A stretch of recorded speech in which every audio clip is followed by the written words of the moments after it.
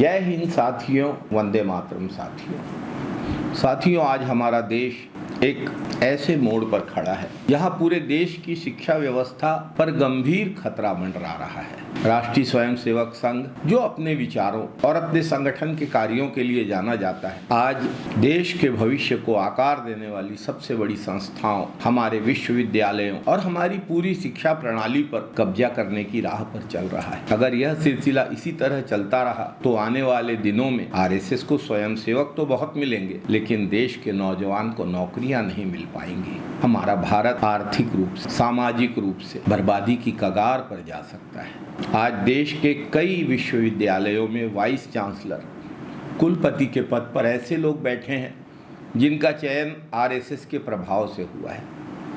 यह कोई नई बात भी नहीं। अनेक जाने माने शिक्षाविदों और छात्र संगठनों ने इसकी आलोचना की है, इसका विरोध किया है। विरोधियों का कहना है कि ये नियुक्तियां योग्यता और शैक्षणिक अनुभव के आधार पर नहीं, बल्कि विचारधारा और संघ के प्रति निष्ठा के आधार पर हो रही। यह हमारे शिक्षा तंत्र के लिए एक बेहद खतरनाक स्थिति है। राज्य के विश्वविद्यालयों में भी कुलपति के पदों पर आरएसएस से जुड़े लोग ही काबिज हो रहे हैं। क्या यह देश की विविधता, बहुलता और देश में स्वतंत्र सोच को खत्म करने की साजिश नहीं है? यूनिवर्सिटी में अब प्रोफेसर नहीं, प्रचारक पढ़ाएंगे।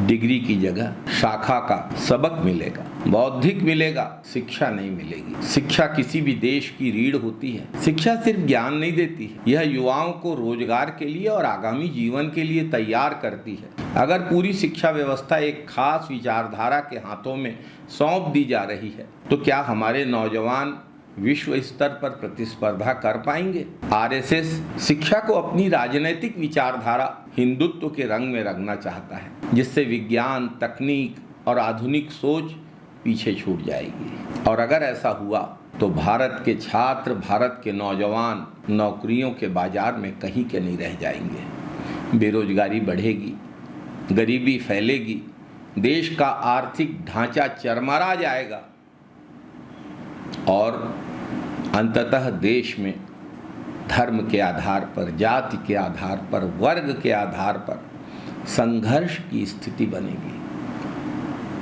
हिंदुस्तान एक ऐसा देश है जहां हर धर्म, हर संस्कृति और हर विचारधारा के लोग एक साथ रहते हैं। हमारी ताकत ही हमारी विविधता में है। लेकिन अगर शिक्षा पर एक संगठन विशेष का एकाधिकार हो गया तो यह विविधता तो खत्म हो जाएगी। छात्रों की स्वतंत्र सोच समाप्त हो जाएगी। छात्रों पर एक खास विचारधारा को थोपा जा रहा है जो केवल उनकी रचनात्मकता को ही खत्म नहीं करेगा, बल्कि समाज में, देश में विभाजन को बढ़ावा देगा, परस्पर फूट और नफरत को बढ़ावा देगा। यह देश के लोकतांत्रिक मूल्यों के लिए बहुत बड़ा खतरा है। किसी शायर ने बहुत अच्छी बात कही है, इत्तिफाके रंगोबू से बात बनती है। तरह तरह की खुशबुएं, तरह तरह के रंग रहें तो अच्छा लगता है। इत्तिफाके रंगोबू से बात बनती है। तुम ही तुम हो तो क्या तुम हो, हम ही हम हैं तो क्या हम हैं। आरएसएस के चलते भाजपा की सरकार में अब शैक्षणिक व्यवस्था में पदों के लिए डिग्रियां नहीं, भक्ति का प्रमाण पत्र काम आ रहा है। शिक्षा को किसी विचारधारा का गुलाम बनने से रोकना होगा। विश्वविद्यालयों में पारदर्शी तरीके से नियुक्तियां हो, यह सुनिश्चित करना होगा। योग्यता को सर्वोच्च प्राथमिकता देनी चाहिए। आज जरूरी है कि पूरे देश के लोग, सारे छात्र और सारे शिक्षक मिलजुल कर, एकजुट होकर इस मुद्दे पर आवाज उठाएं। अगर हम चुप रहे तो यह चुप्पी देश के भविष्य को अंधकारमय करने का काम करेगी। आरएसएस का शिक्षा पर बढ़ता प्रभाव एक खतरे का संकेत है।